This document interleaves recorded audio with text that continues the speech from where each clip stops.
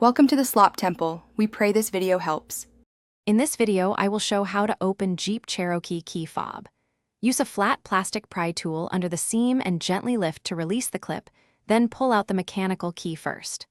Work on a clean surface to avoid losing small parts and keep the tiny screws and spring in view. If you need to replace the battery, note the coin cell size stamped inside and reassemble the halves snugly without forcing them. Start by sliding the tiny release tab and removing the mechanical key so you can access the seam easily.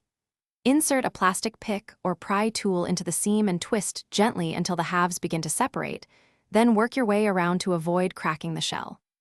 Once open, lift the circuit board straight up to reveal the coin cell battery, note its orientation, and replace it only with a matching size if needed. When you see the coin cell battery, check the embossed code or positioning so you can reinstall it the same way. Replace the battery only with the correct size and gently press it into the contact until it sits flush. Reassemble by aligning the board and both shell halves, then press firmly along the seam until you hear the clip snap. Finally, test the mechanical key and remote buttons to confirm the fob is working properly. Thanks for watching. Consider subscribing if we helped you.